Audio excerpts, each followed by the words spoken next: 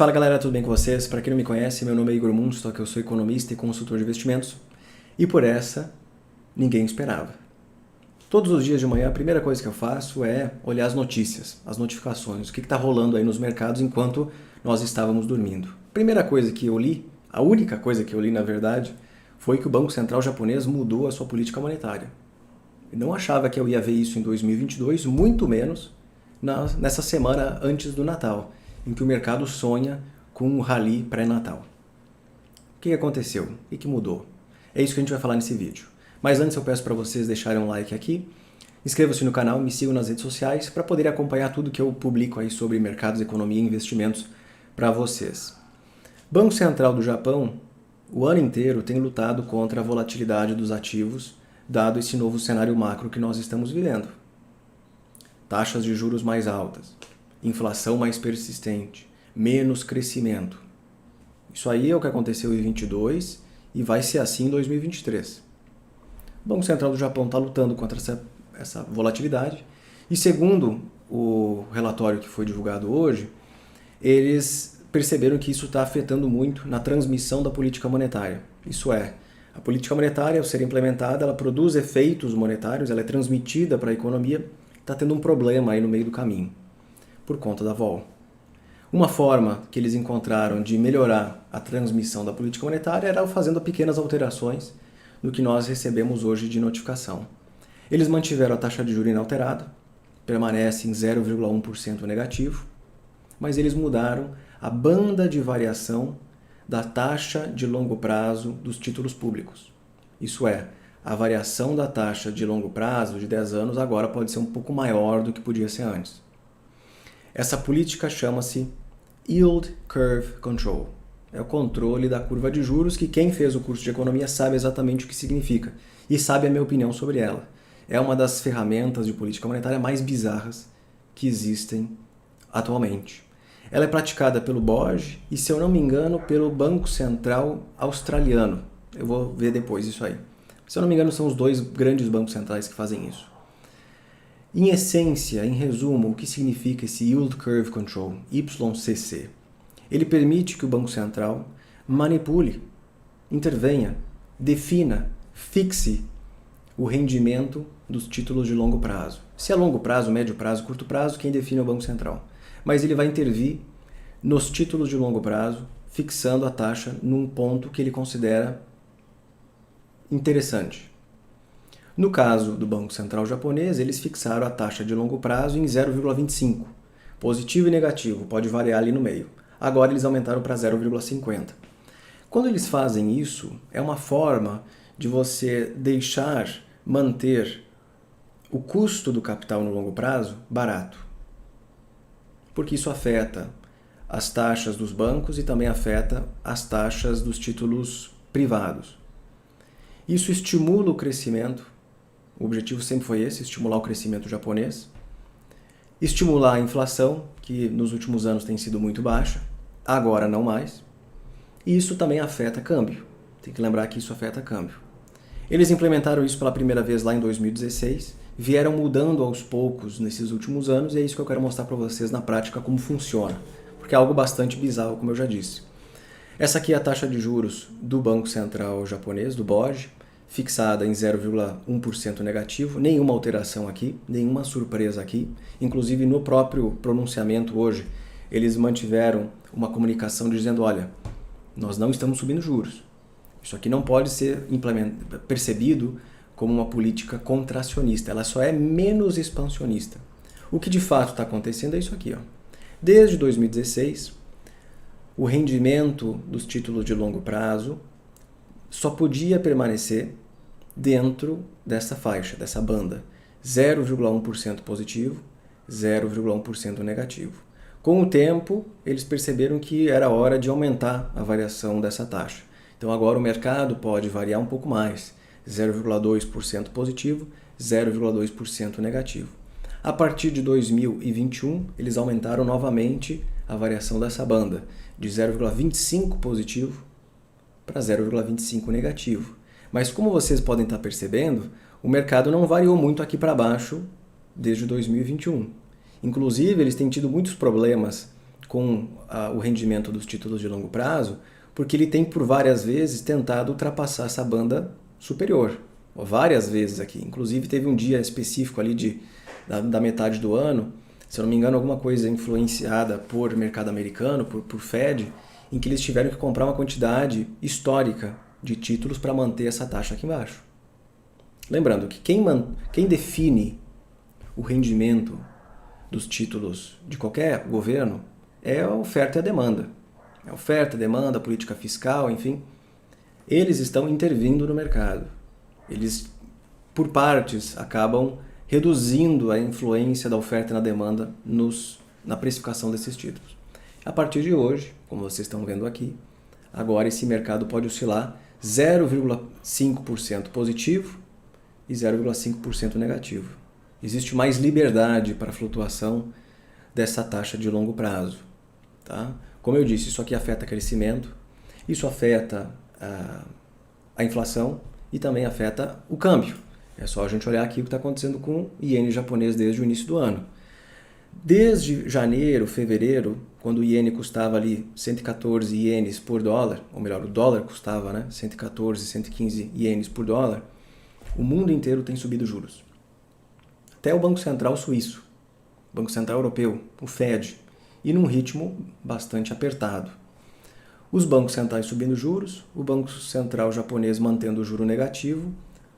Qual é o incentivo que o investidor tem de manter o seu capital num país onde você não vai ganhar dinheiro na renda fixa, você vai perder porque é negativo, sendo que eu posso hoje comprar um título americano e ganhar 3, 4% ao ano.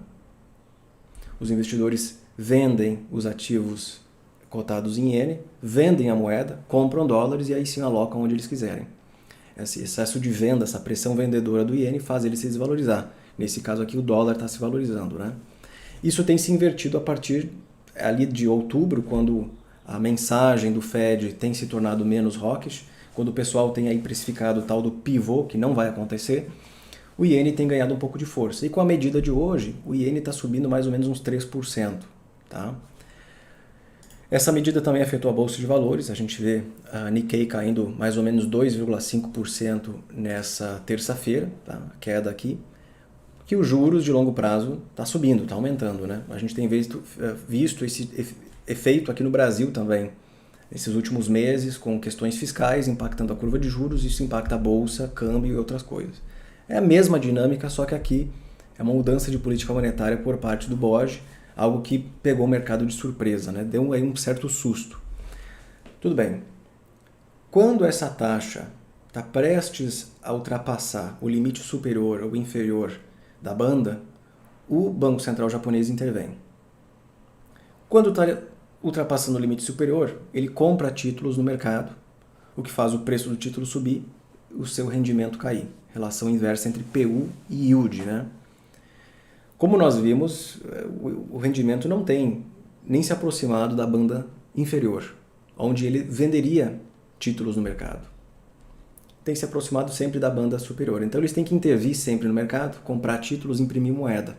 Nessa imagem aqui vocês estão vendo a comparação entre o balanço patrimonial do Fed, que hoje se encontra ali em 8,5, 8,6 trilhões de dólares, e do Banco Central japonês, tá? Aqui em ienes, em trilhões de ienes. Hoje em 699 trilhões de ienes, o que mais ou menos aí resulta uns 5,2, 5,1 trilhões de dólares. Tá? Então não é uma balança tão superior à do Fed, inclusive é menor, um pouco mais da metade da balança do Fed.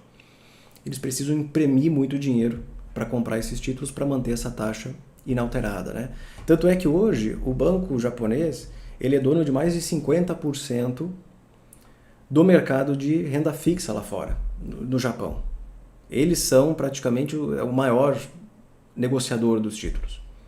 Isso acaba gerando várias inconsistências no mercado no longo prazo. A gente viu um pouco disso no Fed nesse ano. A pergunta é, por que eles mudaram essa política monetária? Ninguém esperava isso em 2022, muito menos em dezembro, aí nos dias antes do Natal, que o mercado só quer escutar coisas boas. Eles fizeram isso porque a inflação hoje no Japão não é mais aquela inflaçãozinha baixa que se tinha no passado. Aquela inflação que estava abaixo da meta do Banco Central. Hoje, a inflação o Core CPI, que é a inflação núcleo do Japão, está no maior nível desde fevereiro de 82, ali em 3,6%. Realmente, uma política expansionista como essa, que controla o rendimento de longo prazo, com uma taxa de juros de curto prazo negativa, essa inflação pode ganhar muita força. Eles estão percebendo que é preciso fazer uma adaptação da política monetária de expansionista para contracionista, embora ela não seja contracionista hoje, ela é menos expansionista. Que nos Estados Unidos eles chamam de ultra loose monetary policy. A política monetária é extremamente afrouxa, né? Bom, a inflação hoje está subindo, mais ou menos 3,6%. Nesse gráfico aqui vocês conseguem ver a comparação entre o Core CPI do Japão e também o rendimento dos títulos de longo prazo, que é o que a gente acabou de ver ali no gráfico, né? Em mais ou menos 0,42, 43 hoje, um dos menores níveis da história, né? Claro, eles manipulam desde 2016, porque se não fosse manipulado, o juro japonês de longo prazo estaria muito mais alto hoje. Só não está porque o BOJ não deixa. O mercado já teria feito esse juro subir. Tudo bem, isso produz vários efeitos na economia. É menos estimulativo, então coloca em risco um pouco o crescimento dos próximos anos, num cenário macroeconômico que nós já vimos ser muito diferente. Os países vão crescer menos ano que vem. O mundo vai crescer menos ano que vem. As taxas serão mais altas. A inflação será mais persistente. O desemprego possivelmente maior também. Me lembra muito a música do Bob Dylan, né? The times they are changing. Os tempos estão mudando. Algo que eu já perdi a conta de quantas vezes repeti aqui para vocês no YouTube, especialmente ali no canal de membros. Os tempos estão mudando. Só não vê quem não quer. Vão me chamar de pessimista, mas eu não sou pessimista, eu sou um realista. Os juros serão mais altos por mais tempo e me parece que o mercado está digerindo exatamente essa mensagem.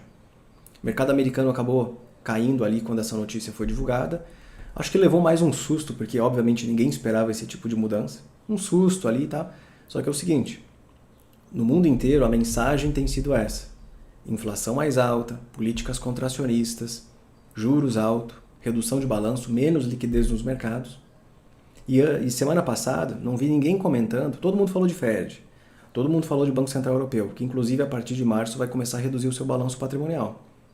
Não vi ninguém falando sobre o SNB, que é o Banco Central da Suíça, que manteve o juro baixo por tanto tempo, negativo por muito tempo. Esse juro hoje na Suíça está em 1%. Fed, Banco Central Europeu e Suíço, os três subiram seus juros em 50 basis semana passada. Até os caras mais expansionistas, os caras mais dove, estão se transformando em rock, né? Que é aquela dinâmica, vou colocar até o vídeo aqui para vocês, nesse link aqui em cima, que explica a diferença entre hawkish e dovish. O que significa isso, né? É o falcão e o pombo, né? Tá faltando pombo no mercado, só se encontra falcões agora. Pois bem, menos crescimento, mais inflação no mundo, essas são as influências.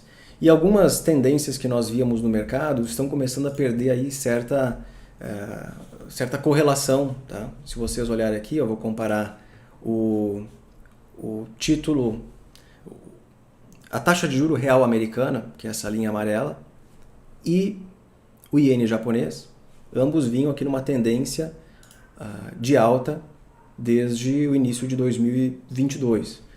Isso aqui, a linha amarela, ela sobe toda vez que o mercado precifica que o Fed vai subir juros, vai subir juros, vai subir juros. Isso faz a taxa de juro real americana mais alta. Aqui, ó, esse aqui é o patamar zero. Ó. A partir de 2022, nós vimos o juro real americano positivo. É o que de fato desacelera a economia e controla a inflação no médio e longo prazo. Nós víamos o quê? O juro real americano subir. Isso tira recursos de mercados com taxa de juro baixa. Os investidores transferem esses recursos para os Estados Unidos, o dólar se valoriza. Por isso víamos o dólar se valorizando contra o iene japonês. Pois bem, mesmo que recentemente houve uma melhora nas condições financeiras americanas, que fez com que a taxa de juro real caísse, lá do pico de 1,75, 76 para 1,09 recentemente, o que não deveria acontecer, já falamos disso semana passada, não deveria acontecer. Agora nós vemos a taxa de juro real se mantendo nesse nível de 1,30, 1,40, com o iene japonês se valorizando, no caso aqui o dólar caindo. É uma mudança que para Japão, no curto prazo, é relevante. O iene japonês está se valorizando mais ou menos uns 3% hoje, isso está fazendo o DXY cair, mas na minha opinião, um grande sinal aqui é que o mercado está percebendo, ou talvez ainda não percebeu, ele não quer perceber por enquanto, mas vai perceber a partir de janeiro, realmente os tempos estão mudando. A política monetária será mais contracionista no mundo inteiro, porque até o Japão, que tem o Banco Central mais, eu vou dizer uma opinião minha, maluco de todos, mantendo o juro negativo, controle da curva de juros, impressão de moeda, compra de títulos, como se não houvesse amanhã, até esses caras estão mudando a política monetária, sinal de mudanças macroeconômicas. Certo? Galera, espero que vocês tenham gostado desse vídeo. Por favor, inscrevam-se no canal, deixem um like e até a próxima. Até 2023, que sexta-feira eu tiro férias. Até mais.